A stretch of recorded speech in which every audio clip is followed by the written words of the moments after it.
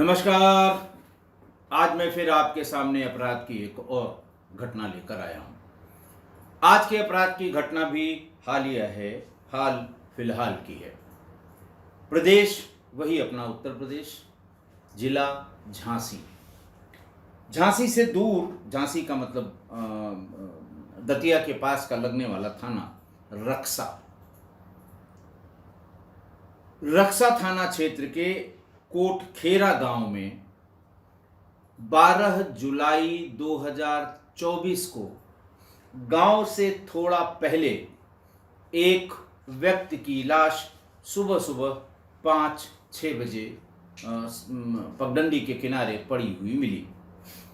दरअसल गांव में एक शादी थी, एक विवाह का कार्यक्रम था और रात में विवाह का कार्यक्रम निपटाने के बाद जो लोग सवेरे लौट रहे थे उन्होंने उस डेड बॉडी को नोटिस किया। पुलिस को खबर गई, पूरा गांव इकट्ठा हुआ, पुलिस आई। पहले पुलिस ने पहचानने की कोशिश की।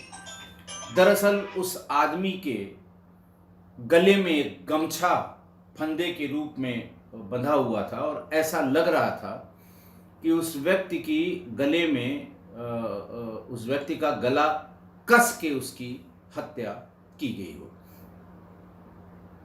खैर, जिनके यहाँ शादी थी वो लोग जब आए देखने के लिए तो शव की पहचान तुरंत हो गई। शव दरअसल केशव जाटव, उम्र 46 वर्ष। इनके पिता का नाम राम रतन, मध्य प्रदेश के दतिया जिले के इंदरगढ़ थाना क्षेत्र के बरिया गांव का रहने वाला था। और ये गांव कोटखेरा जहां शादी हो रही थी वो मृतक केशव जाटव के सगे साढ़ू के लड़की की शादी थी।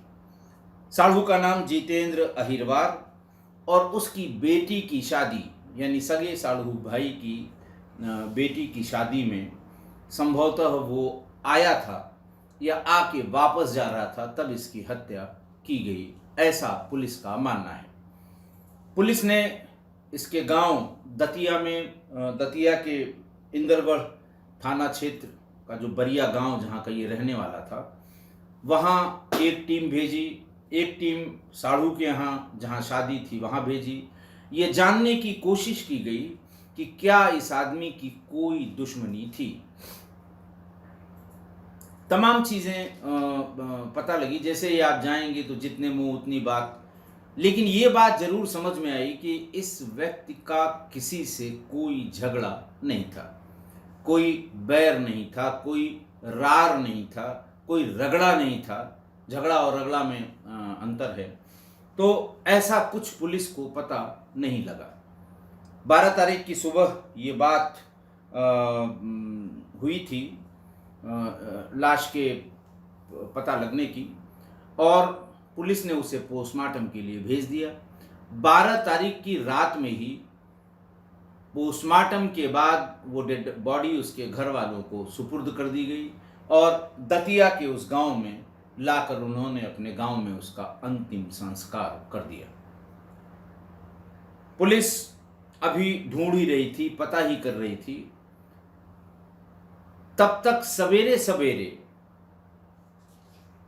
लड़की की एक 9 साल की बेटी, लड़की की दादी और लड़की के परिवार के यानी मृतक के घर के 4-6 लोग इसको लेकर थाने पहुंचे, रक्सा थाने पहुंचे, जहां जिस थाना क्षेत्र में ये हत्या हुई थी। वहां पहुंचे तो वहां दादी ने ये बताया कि मृतक केशव की एक लड़की 9 साल की है और उसने कल मुझे पूरी बात ये बताई कि रात में कोई 11-12 बजे के आसपास मेरी माँ बहुत हड़बड़ी में थी, जोर जोर से चिल्ला रही थी कि ऐसा मौका नहीं मिलेगा, क्यों इतनी देर लगा रहे हो, जल्दी खत्म करो। माँ ये बात किससे कर रही थी ये माँ ही बता सकती है। और सवेरे उठने पर इस बच्ची को ये पता लगा कि उसके पिता का मर्डर हो गया है, उसकी हत्या हो गई है। उसने 9 साल की बच्ची ने ऐसा कोरिलेट किया। जब ये बात बच्ची की दादी प्रभारी निरीक्षक या थाने पर उपस्थित पुलिस वालों को बता रही थी, तो बार बार लक्ष्मी यानी उसकी मां, बच्ची की मां, उसको आंखें तरेर रही थी।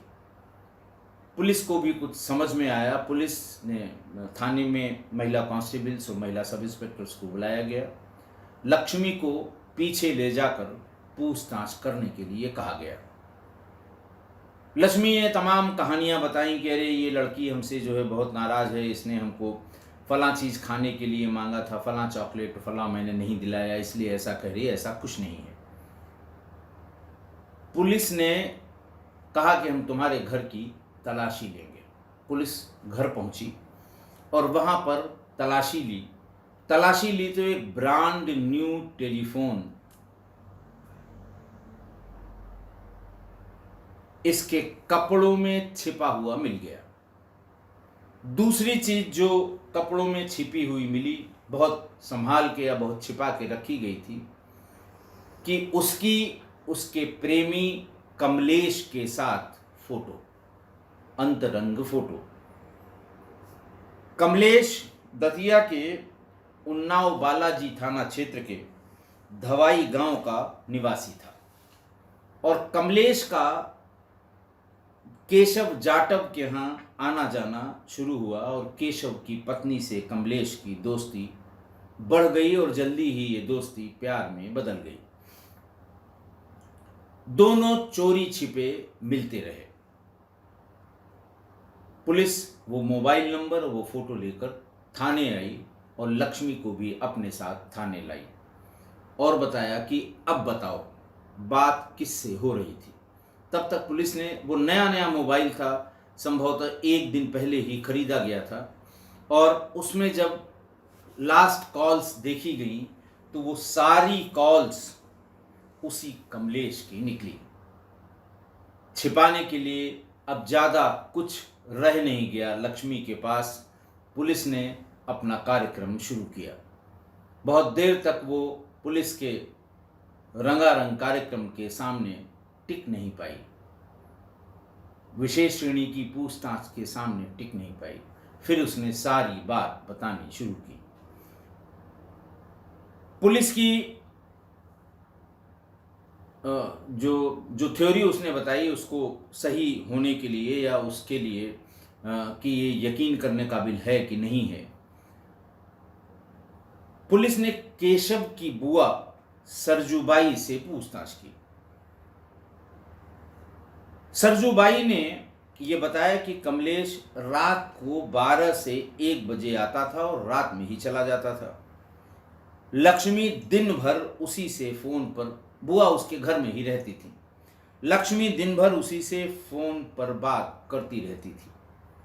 लगभग 3 महीने पहले केशव ने पत्नी को फोन पर कमलेश से अश्लील बात करते हुए पकड़ लिया। उसके बाद दोनों में बहुत झगड़ा हुआ। पत्नी ने माफी मांगी। पत्नी ने भविष्य में ऐसी गलती न किए जाने का यकीन दिलाया। बिटिया की कसम भी खा ली। और उसके बाद से कमलेश का इसके घर, लक्ष्मी के घर आना जाना बंद हो गया। अब आप लोग भी समझ गए होंगे कि क्या हुआ होगा जब एक बार बातचीत बंद हुई, आना जाना बंद हुआ। लक्ष्मी ने बताया कि मैंने ये बात शेयर की। दूसरा फोन और दूसरा सिम कमलेश ने उपलब्ध कराया। फिर उससे चोरी चोरी बात करनी शुरू की और ये बताया कि अब मेरे घर तुम्हारा आना जाना बंद और कुछ दिन में बातचीत भी बंद हो जाएगी। बड़ा सख्त पहरा मेरे ऊपर लगाया गया है। दोनों ने तय किया कि 11 जुलाई को इसको रास्ते से हटा देते हैं, वरना तो जीवन बर्बाद हो जाएगा अगर हम लोग आपस में बात नहीं करेंगे। 11 जुलाई क्यों तय किया गया? क्योंकि 11 जुलाई को ही इसकी बहन की बेटी यानी साढ़ू के बेटे की शादी थी। लक्ष्मी इसके केशव, मृतक केशव जाटव के साढ़ू की बेटी की शादी थी। और वहां से कमलेश को भी निमंत्रण था, केशव जाटव को भी निमंत्रण था। केशव ने कहा कि वहीं जब ये जाएगा तो वहीं इसको हम रास्ते से हटा देंगे और फिर हम लोग भागकर कोर्ट मैरिज कर लेंगे। ये बात तय हुई।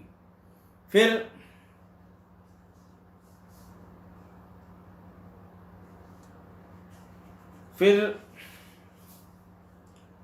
बुआ ने ये बताया, सरजूबाई ने, कि केशव ने पहले मना कर दिया था कि मैं शादी में इंदलगढ़ नहीं जाऊंगा, मेरा कोई लेना देना उनसे नहीं है। उस दिन धान लगाया जा रहा था, धान का सीजन भी है, आज से 10-12 दिन पहले धान लगाया जा रहा था। और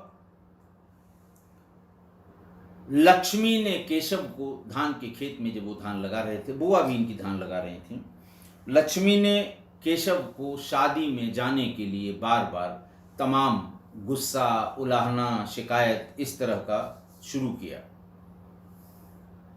केशव ने भी कुछ बात कह दी तो उसी समय लक्ष्मी ने अपना मोबाइल फोन तोड़ दिया और खुद शादी में जाने और फिर कभी लौट कर ना आने की धमकी उसको दी कि ठीक है मत जाओ, मैं जाती हूं लेकिन फिर कभी लौट कर नहीं आऊंगी। बहुत देर तक झगड़ा चला, मगर लक्ष्मी ने केशव को कमलेश के साथ शादी में जाने के लिए राजी कर लिया। लेकिन केशव ने यह कहा कि मैं चला जाऊंगा, मुझे कमलेश के साथ जाने की कोई ज़रूरत नहीं है। पति पत्नी दोनों, लक्ष्मी और केशव, ई रिक्शा से सवार होकर करीब 20 किलोमीटर दूर इंदरगढ़ पहुंचे। बातचीत पहले से सेट थी और इस बातचीत में कमलेश को यह बताया गया था कि तुम इंदरगढ़ पहुंच जाना, वहां से गांव जाने का कोई साधन इसको नहीं मिलेगा, मजबूरी में इसे तुम्हारे साथ जाना पड़ेगा। बिल्कुल अल्टीमेट लेवल की प्लानिंग लक्ष्मी ने की थी। और वहां जाने पर जब कमलेश मोटरसाइकिल के साथ दिखाई पड़ गया तो लक्ष्मी ने कहा कि अब तो और कोई साधन है नहीं, रात में जाना ठीक नहीं है, शाम का समय है, तुम कमलेश के साथ चले जाओ। और जबरदस्ती करके कमलेश की मोटरसाइकिल में केशव को बिठा दिया। इसी बीच में केशव का भतीजा संजय और केशव का छोटा भाई राम सिंह भी आ गए। वो इंदलगढ़ से अपने गांव जा रहे थे। उन्होंने सब देखा तो उस समय केशव ने अपने भाई राम सिंह और भतीजा संजय को यह कहा कि तुम्हारी चाची अभी हमको छोड़कर गई हैं, रास्ते में मिल जाएं तो उन्हें बिठाकर घर पर छोड़ देना। वहां से भागकर लक्ष्मी ने फौरन एक नया मोबाइल खरीदा। ये बात 11 तारीख की शाम को है। इसलिए खरीदा कि पहला मोबाइल तोड़ दिया था, बात हो नहीं पा रही थी, और फिर नया मोबाइल खरीदना ज़रूरी था प्रेमी से पल पल की खबर लेने के लिए। केशव का भतीजा संजय, उसने भी पुलिस में बयान दिया कि मैं और मेरे चाचा राम सिंह इंदलगढ़ में एक किराए के कमरे पर रहते हैं और वहीं एक छोटी कोई कंपनी थी, उसमें काम करते हैं। 11 जुलाई की शाम हम लोग अपना काम खत्म करके घर को वापस जा रहे थे, तभी रास्ते में केशव चाचा और चाची लक्ष्मी मिल गईं। चाचा कमलेश के साथ बाइक पर बैठकर शादी में जा रहे थे और चाचा ने मुझसे ये कहा कि रास्ते में चाची मिलेंगी, उनको घर छोड़ देना। हम लोग रास्ते भर देखते हुए आए, ऐसा लगा जैसे चाची अकेले ही किसी साधन से घर पहुंच गईं। अगले दिन 12 जुलाई को जब घर पर फोन आया कि केशव का मर्डर, साड़ू का घर था, पहुंचते ही पहचान हो गई, लोगों ने पहचान लिया। और घर पर इसके जब फोन हुआ तो भतीजे को फोन आया कि केशव का मर्डर हो गया है। उसने फौरन अपनी चाची को यानी लक्ष्मी को यानी केशव की पत्नी को कहा कि चाचा को किसी ने मार दिया है, पता करो क्या बात है। तो वो चौंक गई और झल्लाते हुए बोली कि मुझे कुछ पता नहीं है, और वो कुछ हड़बड़ी में भी दिख रही थी। पुलिस ने इस हड़बड़ी के कारण का भी पता लगाना शुरू किया तो पता ये लगा कि केशव के मर्डर के बाद 12 जुलाई को लक्ष्मी घर से भागना चाहती थी। उसने बैग पूरा तैयार कर लिया, सामान कपड़े सब रख लिए, और सुबह 6 बजे ही खाना बनाकर वो खा चुकी थी। और अपनी बेटी से, वो 9 साल की उसी बेटी से कहा कि मैं दंदरौआ सरकार के मंदिर में दर्शन के लिए जा रही हूँ। लेकिन इसी बीच में मर्डर की सूचना मिल गई। पूरा गांव उसके घर पर आ गया। ऐसे में उसे भागने का मौका नहीं मिला। अगर ये सूचना आने में थोड़ी सी भी देर होती तो लक्ष्मी घर से भाग जाती। पूछा गया तो उसने कहा हम लोगों ने ये प्रोग्राम बनाया था कि जैसे ही इसके मरने की खबर होगी और गांव इकट्ठा होगा, उसके बाद हम लोग यहाँ से भाग जाएंगे, कोर्ट मैरिज कर लेंगे, फिर वापस लौट कर आएंगे, पति पत्नी की तरह इसी घर में रहेंगे। पुलिस ने फिर जब तलाशी ली तो उसी में कपड़ों के बीच में छिपाया हुआ नया मोबाइल और वो फोटो जिसमें कमलेश के साथ लक्ष्मी की अंतरंग तस्वीरें थीं, वो पुलिस ने बरामद कर ली। और कायदे से अगर देखा जाए तो इस पूरा जो अज्ञात या ब्लाइंड मर्डर था, इसको ओपन कराया मृतक की 9 साल की बेटी ने। रात के उस कन्वर्सेशन को अगर उसने सुना नहीं होता, दादी को बताया नहीं होता, दादी ने पुलिस को बताया नहीं होता, तो बहुत मुश्किल हो जाता। इस मर्डर का खुलता जरूर, लेकिन समय लगता। और जैसे ही ये पता लगा कि इसमें है, तलाशी हुई, फोन मिला, फोन में अंतिम सारी कॉल 10 तारीख की दोपहर के बाद से सारी की सारी कॉल कमलेश के साथ बातचीत में निकल गई थी। 20 कॉल थी। फिर उसने ये बताया, कमलेश भी जब पकड़ा गया तो उसने ये बताया कि हम दोनों गए रास्ते में और अपनी मदद के लिए हम लोगों ने रवि से बात, हमारा दोस्त था रवि, हमने रवि से बात कर ली थी कि तुम भी हमारे साथ चलना। वो मेरा भाई था, उसका दतिया के बड़ौनी थाना क्षेत्र के राव गांव का रहने वाला था। उसको भी मैंने इंदलगढ़ चौराहे से थोड़ा आगे गांव की तरफ जहां शादी में जाना था, वहां पर थोड़ी दूर पर खड़ा रहने के लिए कहा। कमलेश बताता है कि जैसे ही मैं उसको लेकर चला केशव को, करीब 1 किलोमीटर आगे मुझे सड़क पर रवि खड़ा हुआ मिल गया। मैंने गाड़ी रोक दी, पूछा तो उसने कहा मुझे भी उसी में आमंत्रित किया गया है, यानी कमलेश के केशव के साढ़ू की बेटी की शादी में। इस पर कमलेश ने कहा कि तुम भी आ जाओ, तीनों लोग चलते हैं। बीच में केशव जाटव बैठा, सबसे पीछे रवि बैठा और गाड़ी चला रहा था कमलेश। गांव का शोर शराबा और जो शादी ब्याह में जो गाना सजावट वो दूर से जब दिखाई पड़ने लगे, करीब 500 मीटर पहले, तभी मोटरसाइकिल कमलेश ने रोक दी और कहा कि वहाँ मौका मिले न मिले, वहाँ इंतजाम हो न हो, दारू हम ले आए हैं, हम लोग यहीं पर पार्टी कर लेते हैं। दारू लगा के ही शादी में चलेंगे, तभी शादी का मजा आएगा। चूंकि केशव शराब का शौकीन था, वो फौरन मान गया। इन लोगों ने पहले से ही एक बोतल में कीटनाशक दवा बड़ी मात्रा में मिला रखी थी। उस बोतल को खोला और उसकी शराब उसको पीने के लिए कहा केशव को। बाकी दूसरी बोतल से ये दोनों बारी बारी से पीने लगे। पी क्या रहे थे, वो ये इंतज़ार कर रहे थे कि कब इसके ऊपर जहर का नशा हो और कब ये वहाँ पर गिर पड़े। हुआ भी यही। करीब आधे घंटे बाद ही वो बेहोश होने लगा केशव, और बेहोश होकर गिर गया। उसी के अंगोछे से दोनों ने मिलकर और उसका गला घोट दिया। इस बीच में 5 टेलीफोन कॉल लक्ष्मी के आए थे।